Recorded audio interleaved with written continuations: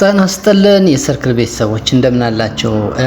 እንግዲህ የመካከለኛው ምስራቅ ቀውስን በተመለከተ ዛሬም አንዳንድ ሀሳቦችን እንድናነሳ ወድጃለሁ። ምክንያቱም የቀውሱ ስፋት ከጊዜ ወደ ጊዜ በጣም እየጨመረ የሚገኝና መላው ዓለምን በኢኮኖሚ መላሸቅ ከፍተኛ ችግር እየፈጠረባት ይገኛል። የፖለቲካ አለመረጋጋቱ፣ የኢኮኖሚ ቀውሱ በጣም በርካታ እውነቶች እየተፈጸሙ ነው። ሰብአዊ ቀውስ አለ፣ ስንት ነገር አለ እና የመካከለኛው ምስራቅ ጦርነት እንግዲህ በአሁኑ ወቅት እጅግ አደገኛና ወደ ቀጥተኛ ቀጠናዊ ጦርነት እየተቃረበ የሚገኝበት ሁኔታ ላይ ደርሷል። ዋና ዋናዎቹ የቀውስ ደረጃዎች እንግዲህ እንደሚከተለው ልናያቸው እንችላለን። የኢራንና የእስራኤል ቀጥተኛ ግጭት የመሪዎች መገደል ላይ ነው መሰረት ያደረገው። እንግዲህ ከፍተኛ አመራሮች በእስራኤል ጥቃት መገደላቸውን ተከትሎ በሁለቱ ሀገራት መካከል ያለው የቆየ የጥላቻ ጦርነት ወደ ግልጽና ቀጥተኛ ጦርነት ተቀይሮ በርካታ ሁነቶችን አስተናግዷል። እንግዲህ ወደ 250 የሚጠጉ ህጻናት በኢራን ተጨፍጭፈዋል። በአይነቱ በጣም የተለየ ነው። እንግዲህ ኢራናውያን ትልቅ ሰው ቢሞት ይሻላቸዋል ህጻናት እንደዚህ አይነት አደጋ ከሚደርስባቸው፣ ማለት በባህላቸው እንደዛ ነው እና ዓለም በጣም ብዙ እያወራ አይደለም ስለዚህ ጉዳይ። ኢራናውያን ራሳቸው በዚህ ጉዳይ ላይ በጣም ከፍተኛ እንትን ስላላቸው በጣም እያስጮሁት አይደለም። በቃ ለምን ሀዘኑ በጣም ከባድ ስለሆነ ማለት ነው። እንግዲህ ይሄ የቀውሱ አንድ መገለጫ ነው። ከመሪዎቻቸው ማለቅ በተጨማሪ 250 የሚሆኑ ህጻናት በአንድ ትምህርት ቤት ውስጥ የሚገኙ ህጻናት በዚህ ልክ ሲያልቁ ይሄ በጣም አሳዛኝም አሳፋሪም ነገር ነው። እንግዲህ የአየር ጥቃቶች እስራኤል በቴህራን እና በሌሎች የኢራን ከተሞች ላይ መጠነ ሰፊ የአየር ጥቃቶች ማድረሷን ቀጥላለች። እንግዲህ ኢራንን በበኩሏ በመቶዎች የሚቆጠሩ ሚሳኤሎችንና ድሮኖችን ወደ እስራኤል በማስወንጨፍና ምላሽ እየሰጠች ትገኛለች። እንግዲህ እስራኤል ላይ ብቻ ሳይሆን ያው በቀጠናው የሚገኙ የሚድል ኢስት አካባቢዎች የገልፍ ሀገራትን ጠቅላላ እየደበደበች ትገኛለች። በዚህ ጦርነት ምክንያት የፖለቲካ አለመረጋጋት ተከስቷል። እንግዲህ የመሪነት ለውጥ አዲስ መሪ ስልጣን መያዛቸውን ተከትሎ የሀገሪቱ በከፍተኛ ወታደራዊ ዝግጅት ላይ ትገኛለች። በሌላ በኩል በሀገር ውስጥ ያሉ ተቃውሞችና የኢኮኖሚ ቀውሶች የኢራን መንግስት ይበልጥ ውጥረት ውስጥ ከተውታል።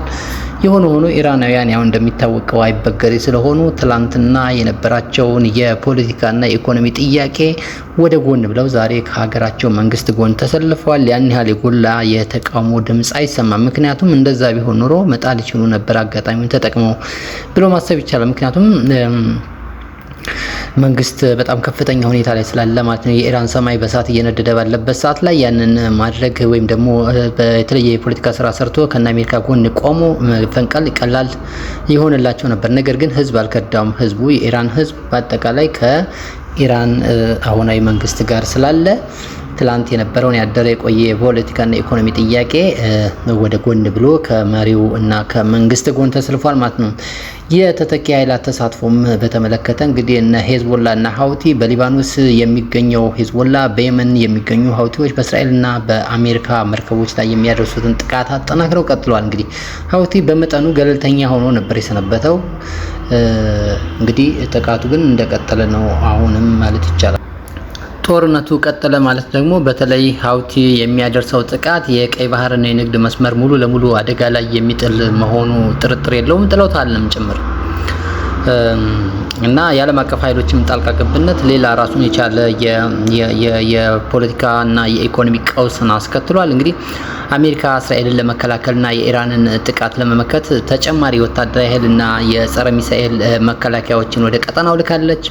ሩሲያና ቻይና ከኢራን ጋር ያላቸውን ወታደራዊና ዲፕሎማሲያዊ ትብብር በማጠናከር የአሜሪካን የበላይነት ለመቀነስ እየጣሩ ይገኛሉ። እንግዲህ ይህ በሀያሉ መካከል ያለው ጣልቃ ገብነትም በራሱ በጦርነቱ ላይ እያሳረፈ ያለው ጫና ቀላል አይደለም።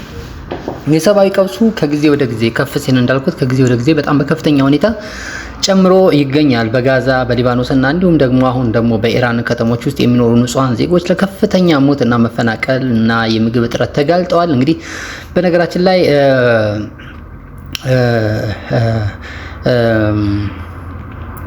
ኢራን እንዳሳወቀችው በተለይ ትላንትና ይመስለኛል ፔሽኪያን ነው ማን ነው ብቻ የሆነ የኢራን ባለስልጣን እንዳስታወቀው እና ሚዲያዎችም እንደዘገቡት ከፍተኛ የመሰረተ ልማት ውድመት አጋጥሟታል። የኢራኗ ዋና ከተማ ቴህራን ማለት ነው። የመሰረተ ልማት ውድመቱ ደግሞ በኤሌክትሪክና በውሃ ላይ ነው እና ይህ ችግር በጣም ከፍተኛ ሁኔታ እንደፈጠረባቸው አጋርተዋል ማለት ነው። እንግዲህ የመካከለኛው ምስራቅ ጦርነት ቀውሱ በተለይ በእስራኤልና በኢራን በተላላኪ ኃይሎች መካከል ያለው ግጭት በዓለም አቀፍ ደረጃ በጣም መሰረታዊ ለውጦችን አምጥቷል ማለት መሰረታዊ ለውጦች ስንል እንግዲህ ችግሮችን ማለት ነው፣ ቀውሶችን ማለት ነው።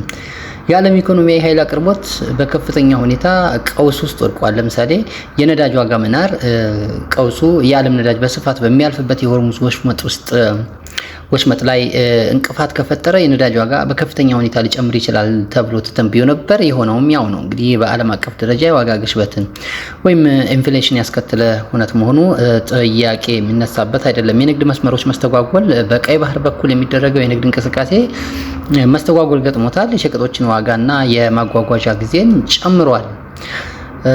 የጂኦፖለቲካ ኃይል ሚዛንንም ለውጥ አምጥቷል። እንግዲህ የአዳዲስ ጥምረቶች መፈጠር ቀውሱ አሜሪካና ምዕራባውያንን በአንድ በኩል ሩሲያና ቻይናን ደግሞ በሌላ በኩል ይበልጥ እንዲቃረኑ ሊያደርጋቸው ችሏል። በእርግጥ በተለይ በአሜሪካና በአውሮፓውያን መካከል ያለው ህብረት እንደቀደመው ጊዜ በዩክሬን ጊዜ እንደታየ ወይም ደግሞ በሌሎች ጊዜያት እንደታየው አይደለም።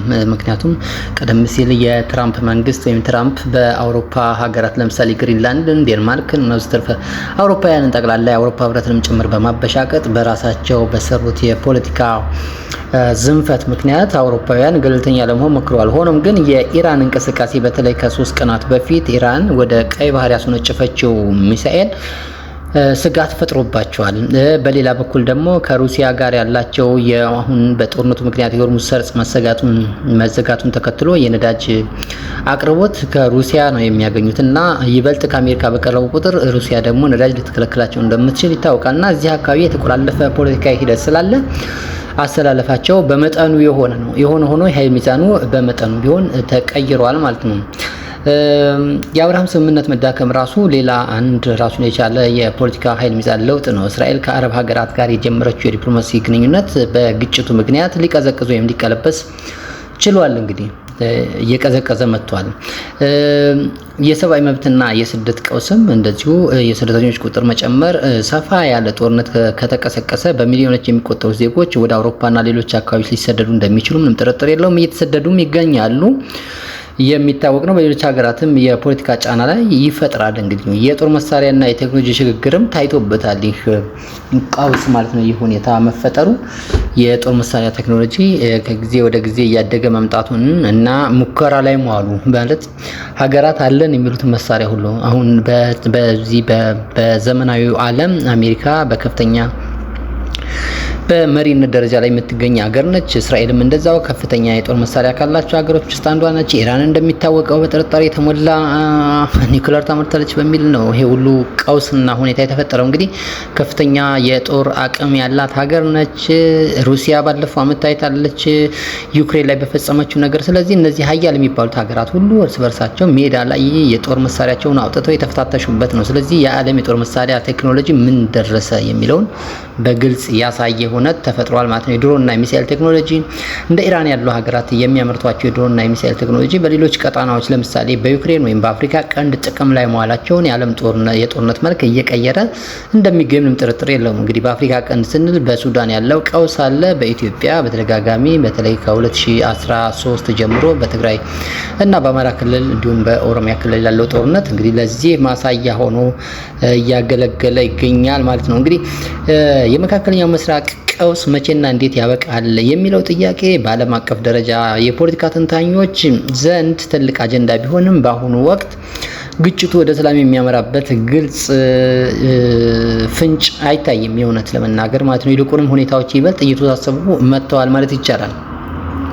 እንግዲህ ቀውሱ መቼና እንዴት ሊያበቃ ይችላል የሚለው ቀውሱ የሚያበቃበት ጊዜና መንገድ በሶስት ዋና መንገዶችን ከፍለን ልናየው እንችላለን። እንግዲህ ሌሎች ቀውሶች እንደሚያበቁት ሁሉ ኢራንና እስራኤል በቀጥታ ወይም በሶስተኛ ወገን እንደ ኳታርና ኦማን አማካኝነት የተኩስ አቁም ስምምነት ላይ ከደረሱ፣ ሆኖም አሁን ያለው ሁኔታ የሁለቱ ሀገራት መሪዎች አቋም ለዚህ ድርድር ቅርብ አይደለም፣ እውነት ለመናገር ማለት ነው። እየተዛዛቱ የሚገኙበት የአሜሪካው መንግስት የመሪ ዶናልድ ትራምፕ ትራምፕ በበኩሉ እንዳገኘ በየዕለቱ የመጣላቸውን ቃላት የሚናገሩ የኢራኑ መሪ በዚህ አይነት መልስ የሚሰጡ የእስራኤሉ መሪ እንደዚሁ በወታደራዊ የበላይነት ደረጃ አንድ ወገን የሌላውን ወታደራዊ እና ኒውክሌር አቅም ሙሉ በሙሉ ካዳከመና አሸናፊ መሆን ከቻለ እንግዲህ ጦርነቱ ሊቆም ይችላል ማለት ነው። ይህ ግን ቀጠናውን ለከፋ ውድመት ሊዳርገው የሚችል መሆኑ ጥርጥር የለውም። ግን እንደ ጦርነት ማቆሚያ አማራጭ ከታየ ይሄ አማራጭ ነው። ያ ማለት ደግሞ የኢራን ሞት ማለት ነው። የኢራን እንደ ሀገር መጥፋት ማለት ነው። የኢራን እንደ ጠንካራ ስነ መንግስትነት መዳከምና መውደቅ ማለት ነው። የኢራን ለአሜሪካ እና ለእስራኤል ወይም ለአውሮፓውያን መገበር ማለት ነው። ይህ ማለት እንግዲህ የውስጥ ለውጥም ከመጣ እንደዚሁ ምናልባት ጦርነቱ የሚቆምበት አጋጣሚ ሊፈጠር ይችል ይሆናል። በኢራን ወይም በእስራኤል ውስጥ ከፍተኛ የፖለቲካ ለውጥ ወይም የመሪዎች መለዋወጥ ከተከሰተ የጦርነቱ አቅጣጫ ሊቀየር እንደሚችል ምንም ጥርጥር የለውም። እንግዲህ ቀደም ሲል እንዳነሳሁት ከወራት በፊት እንደነበረው ኢራን ውስጥ ከፍተኛ የፖለቲካ እንቅስቃሴ ተደርጎ የኢራን መንግስት አብዮታዊ መንግስቱ መቀየር ከሆነ ያው እንግዲህ ወደ ጦርነቱ ወደ ማቆሙ ይሄዳል ማለት ነው። በእስራኤልም በተመሳሳይ መንገድ ቢደረግ ለምሳሌ ቤንያሚን ኔታንያሁ ቢቀየሩ ምናልባት የሆነ ጦርነት የሚቆምበት ሁኔታ ወይ ለድርድር የሚዘጋጁበት ሁኔታ ሊፈጠር ይችላል ብሎ ማሰብ ይቻላል። ቀውሱን ማን ሊያስቆመው ይችላል የሚለው ደግሞ ሌላ ራሱን የቻለ ጥያቄ ነው። ጦርነቱ ስለቆመ ብቻ እንግዲህ ቀውሱ ራሱ ይቆማል ማለት ላይቻል ይችል ይሆናል። እንግዲህ ግጭቱን ለማስቆም የሚከተሉት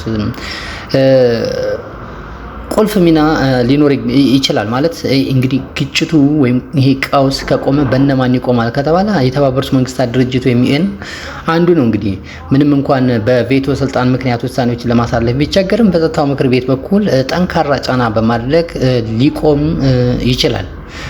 እንግዲህ አሜሪካ እስራኤል ላይ ያላትን የኢኮኖሚና የወታደራዊ ድጋፍ ተጽዕኖ በመጠቀም ድርድር እንዲደረግ ግፊት ማድረግ የምትችል ብቸኛ ሀገር ነች። እንግዲህ ይህን ጦርነት ነው ማስቆም ማለት ነው።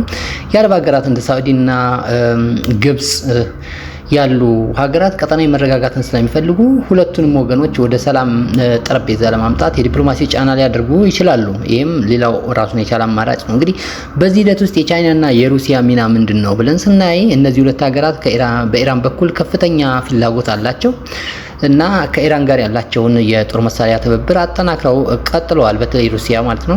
የዩክሬን ጦርነትን ተከትሎ ከምዕራባውያን የሚመጣባትን ጫና ለመቀልበስ እና ለመቀነስ በመካከለኛው ምስራቅ ያለውን ግጭት የአሜሪካን ትኩረትና ሀብት እንዲበታተን ትፈልጋለች። ስለዚህ ኢራንን በዲፕሎማሲና በቴክኖሎጂ እየደገፈች ትገኛለች። ወደፊትም ድጋፏን ታቆማለች። ጦርነቱም እንዲቆም አትፈልግም። ምክንያቱም ለሩሲያ ከፍተኛ የሆነ የነዳጅ ሽያጭ ወይም ደግሞ የነዳጅ የንግድ በሮች ተከፍተውላታል። ኢኮኖሚዋን እያሳደገች ነው ማለት ነው። በሌላ በኩል በአንድ በኩል ዲፕሎማሲዋን እየሰራች ነው፣ አቅሟን እየቆጠበች ነው። በሌላ በኩል ደግሞ የኢኮኖሚያዊ የበላይነቱን እየተቆጣጠረች ነው ማለት ነው። ሀብት እያጋበሰች የምትገኝበት ሁኔታ አለ። ቻይናን ስናይ እንግዲህ የኢራን ዋነኛ የነዳጅ ገዢና ኢኮኖሚ አጋር ናት ቻይና ማለት ነው። የቻይና የምትፈልገው ቀጠናው ለንግድ ምቹ እንዲሆንና መረጋጋት ቢሆን አሜሪካ በቀጠና ያላትን የበላይነት እንድታጣ ስለምትፈልግ ከኢራን ጎን ትቆማለች ቢባል ስህተት አይሆንም። ደግሞም ቆማ ነው ያለችው። እንግዲህ ባለፈው አመት በኢራንና በሳዑዲ መካከል ያደረገችው እርቅ ለዚህ ትልቅ ምሳሌ ሆኖ ሊቀርብ የሚችል ነው። እንግዲህ በአጠቃላይ በመካከለኛው ምስራቅ እየተከናወነ ያለው ነገር እነዚህን እውነቶች እያስተናገደ ይገኛል።